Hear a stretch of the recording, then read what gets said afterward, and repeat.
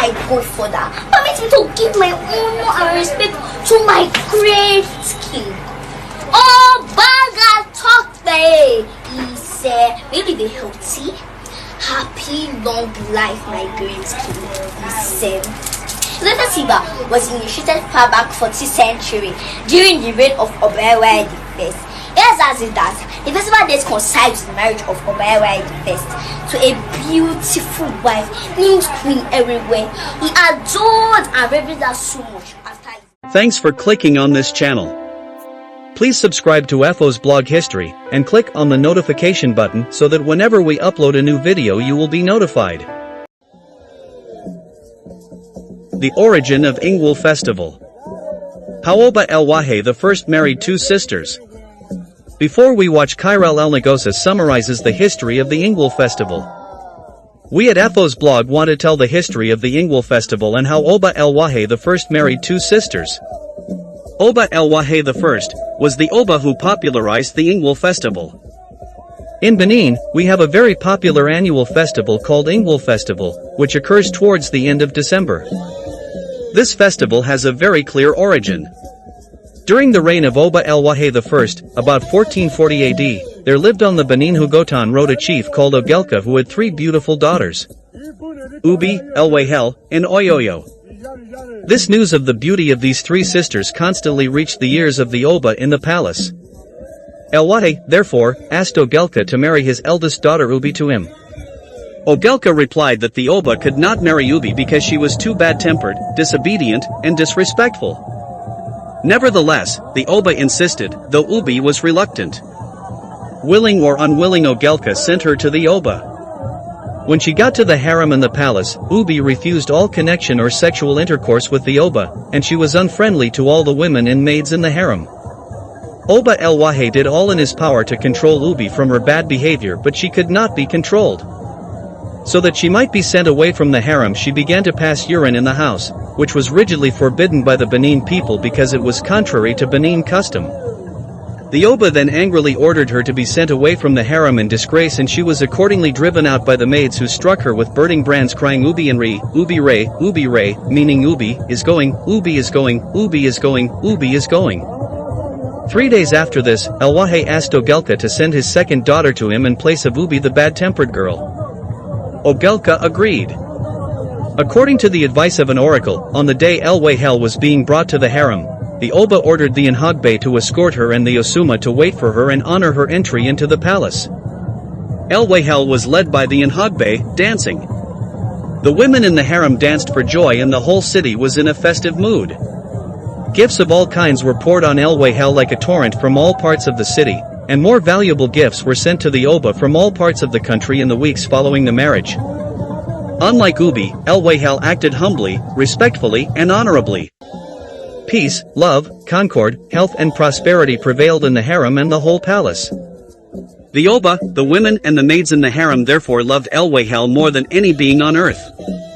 About a week after Ewere entered the harem, she began to think of her sister Oyoyo, and she cried every day because she longed to see her. So Oba Ewuare sent once more to Ogelka, asking him to allow Oyoyo to visit her sister in the royal harem because she was so anxious to see her. This request was promptly granted by Ogelka. Ewere was very pleased to see her sister and they chatted and laughed together. But Ewere was very unwilling to let her sister return home, so Oba Ewuare decided to marry her as well. So the two sisters, Ewere and Oyoyo, became wives of the Oba. When Oyoyo became pregnant, the Oba sent her to the Ahama at Idumwanhag for proper care, and there she gave birth to a daughter, and both she and the child were healthy and strong.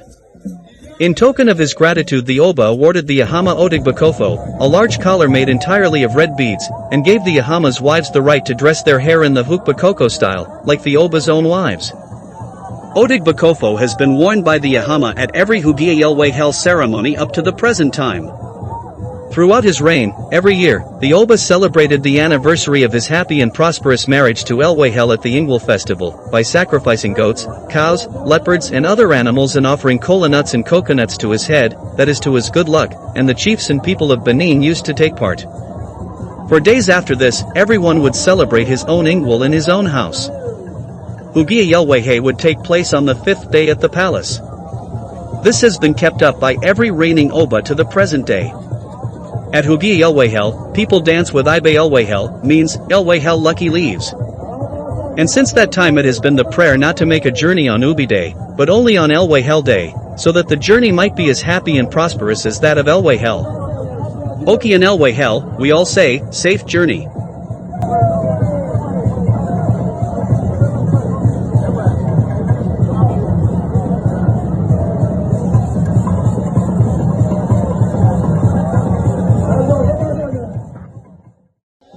Ewere tells us how Oba Ewuare the first introduced Ingwul festival, and the series of events that are embodied in the Ingwul festival.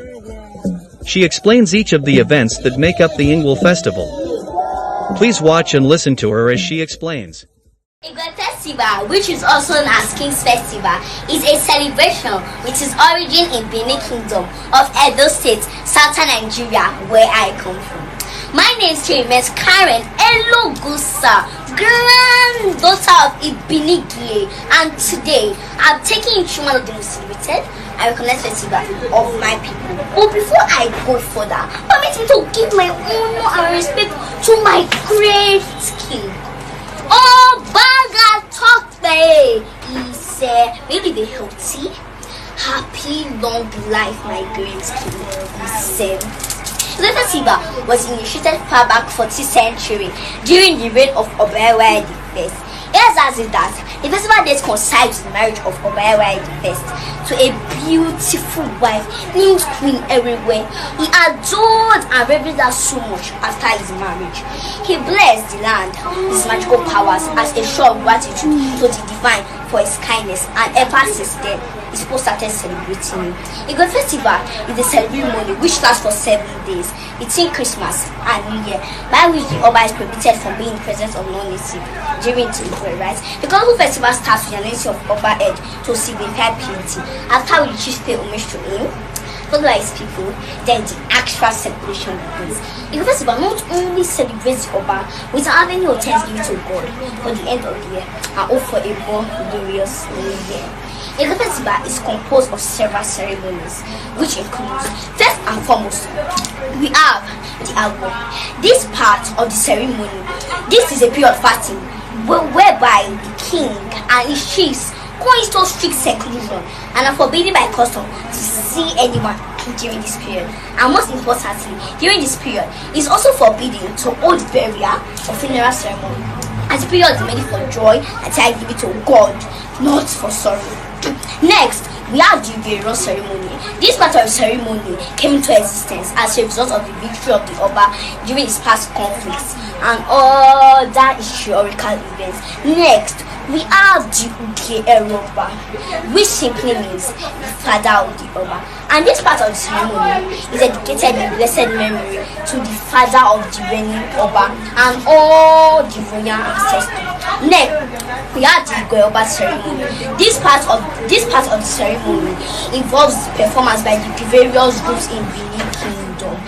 And the most interesting part of the Ewere ceremony is the wonderful display of dance by the elegantly dressed chiefs and the symbolic throwing of air and also the catching of the airmen. Next, we have the Igue. This part of the ceremony is done by the prince and princesses of the Benin Kingdom and all the extended family and all the extended members in the royal families at their home.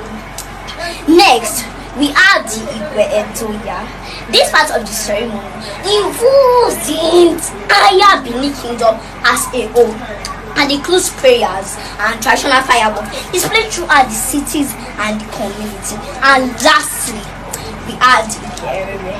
This part of the ceremony is performed early in the morning, by which the Oba is presented with an Ewere that symbolizes joy and peace. After which a Selogbe can be heard all over Benin Kingdom, which followed by a response of Ubie. I hope we learned a thing or two about our wonderful Igue festival, and I'm sure you can't wait to witness this year's celebration. Me neither. So if you find it really interesting, like, comment, share, and repost. Waya Wesi.